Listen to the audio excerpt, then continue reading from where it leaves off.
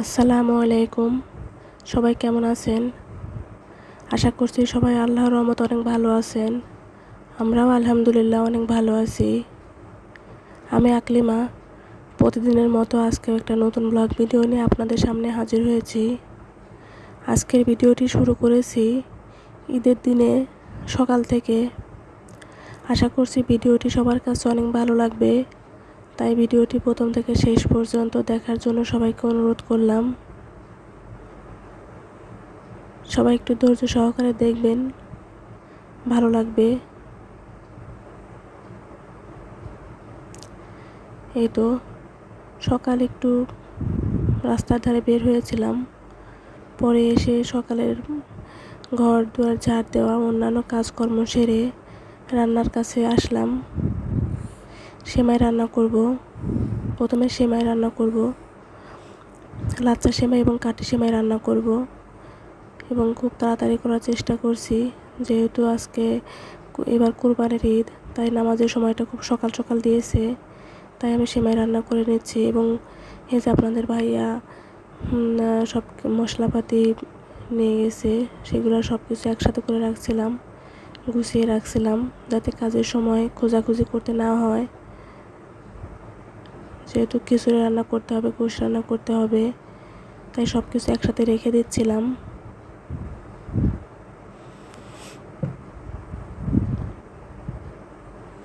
এই যে কিশমিশ, সব রকমের ডাউল, চিনি, জিরা, হলুদ, মরিচের গুঁড়া, ধনিয়া গুঁড়া, সব রকম মশলাই নিয়ে এসেছে। এবং সববারই আমরা যখন যাই আপনার ভাইয়া সব কিছুই আমাদের কাছে কিনে দেয়, আর না হলে সে কিনে নিয়ে যায়। যেহেতু আমার শাশুড়ি থাকে গ্রামে, অবশ্য আমাদের ভাসুরের ছেলেরা থাকে শাশুড়ির সঙ্গে। এই তো আমি সেমাইটা রান্না করে নিচ্ছি। আমার ননদ কিন্তু এর আগে কাঠি সেমাইটা রান্না করে ফেলেছে, আমি অন্য কাজে ব্যস্ত ছিলাম। যাই হোক, দেরি হয়ে যাচ্ছিলো যেহেতু, তাই উনি একটা সেমাই রান্না করে নিয়েছে। এখন আমি লাচ্চা সেমাইটা রান্না করে নিব।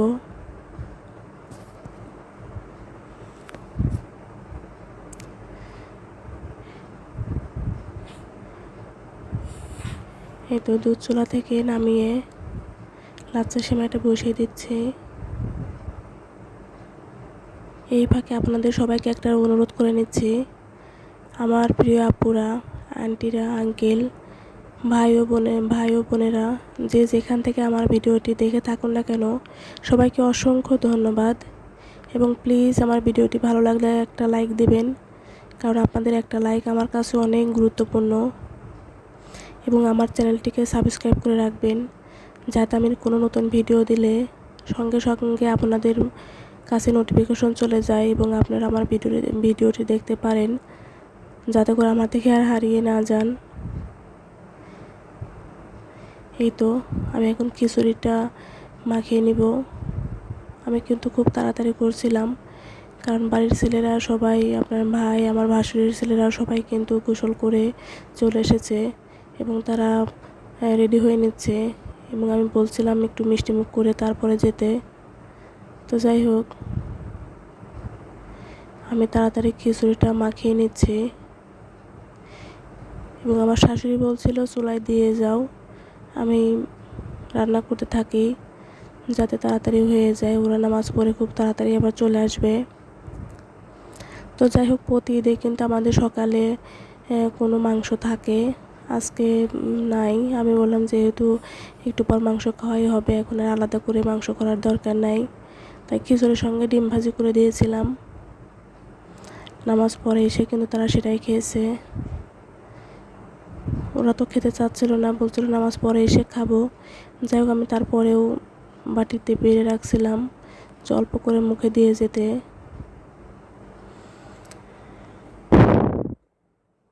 অল্প স্বল্প খেয়ে তারপরে এই যে নামাজের উদ্দেশ্যে বের হবে। আর এদিকে আমি সবাইকে ঈদ সালামি নেওয়ার জন্য রাখছিলাম। এই যে এটা আমার ভাইয়ের ছেলে, সবাইকে একটু ভিডিও করছিলাম আর ঈদ সালামিটা দিচ্ছিলাম। আমার ছেলে এই যে রেডি হচ্ছে তার ফুপুর কাছে, তাকেও ডাকছিলাম যে আসো ঈদ সালামিটা নিয়ে যাও। এই যে আমার ছেলেকেও কিন্তু ঈদ সালামিটা দিলাম।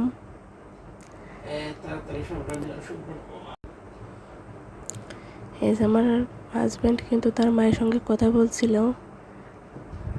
এই যে আমার ভাসুরের ছোট ছেলে, আমার ভাসুরের 3টা ছেলে, এটা হচ্ছে মেজো ছেলে। ও কিন্তু সব টাকাই নিচ্ছিল, তো আমি বলছিলাম না তুমি 100 টাকা নাও, বাদ বাকিটা রোজার জন্যে। এই যে সবাই নামাজের উদ্দেশ্যে বের হচ্ছে। এমন সময় আমার শাশুড়ির কাছে আমার ছেলে দাঁড়িয়ে ছবি তুলছিল, আমার হাজব্যান্ডও দাঁড়িয়েছিল। সে কিন্তু বলছিল ছবি তোলার জন্যে, কিন্তু আমি ভিডিও করে রেখে দিচ্ছিলাম স্মৃতি হিসাবে, যাতে আমার ভিডিওতে থাকে। তো যাই হোক, সবাই নামাজের উদ্দেশ্যে বের হলো, আমি সেখানে একটু ভিডিও তুলে রাখছিলাম।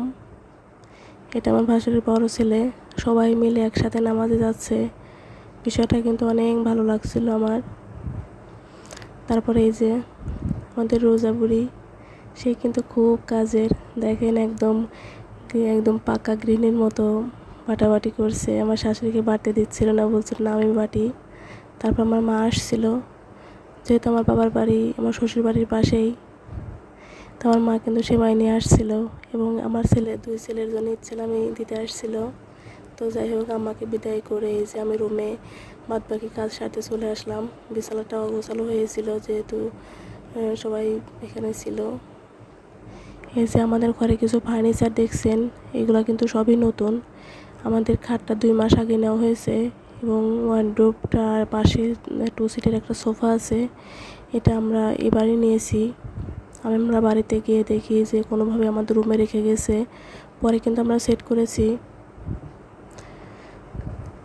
3টা জিনিস বানাতে দেওয়া হয়েছিল, তার 2টা দিয়েছে, মানে একটা তো 2 সিটের সোফা সেট দিয়েছে, আর একটা ওয়ার্ডরোব দিয়েছে। আর একটা জিনিস বানাতে দিয়েছে, কিন্তু সেটা ঈদের পরে দেবে, ঈদের আগে আর দিতে পারেনি। তো যাই হোক, আমার ঘরের ফার্নিচারগুলো কেমন হয়েছে প্লিজ একটু কমেন্টস করে জানাবেন, ভালো লাগবে। এই যে আমাদের ঘরে কিন্তু আর কোনো ফার্নিচার আনবে না, আমাদের রুমে আর কোনো কিছু আনবে না, যেটা বানাতে দিয়েছি সেটাই সোফার জায়গায় আসবে। আর এই সোফাটা কিন্তু এই যে দরজা দিয়ে ঢুকতে ডান সাইডে রাখবো, তো যেহেতু সেটা এখনও আসে নাই, তাই সোফাটা আপাতত এখানে রাখছি। আর টি টেবিলটা এই যে সাইডে রাখছি, সোফাটা এই পাশে আসবে। তো যাই হোক, আর একটা কি সেটা আর বললাম না, যখন আসে তখন আপনারা দেখতে পাবেন। তারপরে এই যে রোজাবাড়ি গোসল সেরে আমার কাছে সাজুগুজু করতে চলে এসেছে। তো যাই হোক, আমি কিন্তু ওকে সুন্দর করে সাজিয়ে দিয়েছি, এবং ওর সাজগোজের জিনিস কিন্তু আমরা পাবনা থেকে যাওয়ার সময় কিনে নিয়ে গেছি। ও চুড়ি হাতে দিচ্ছিল না, পরে আমি কিন্তু জোর করে ওকে চুড়ি হাতে দিয়ে দিয়েছি। তারপর ওদের একটু ভিডিও করে রাখলাম, এই যে 3জনকে বসিয়ে। এটা আমার পাশের বাড়ির মেয়ে, আর ওদের 3জনের ভিডিও করে রাখলাম। তারপর আমার আব্বা এসেছে, আমার ছোট ছেলেকে নিয়ে বড় ছেলেকে নিয়ে যে একটু বসিয়ে একটু ভিডিও করে রাখলাম, সবাইকে একটু ভিডিওর মধ্যে রাখলাম, কারণ এরা মুরব্বী, কখন কার কী হয় তা বলা যায় না। আল্লাহ তাআলা আমার আব্বার নেক হায়াত দান করুক। তারপরে এই যে আমার ভাসুরের ছেলে নামাজ পড়ে এসে কিন্তু আমাদের কোরবানির পশুটা সমাজে নিয়ে যাচ্ছে। আমার ভাসুর পরে যাবে, আমার ছেলের সাথে যেতে চেয়েছিল, কিন্তু পরে আমার ভাসুরের সাথে গেল।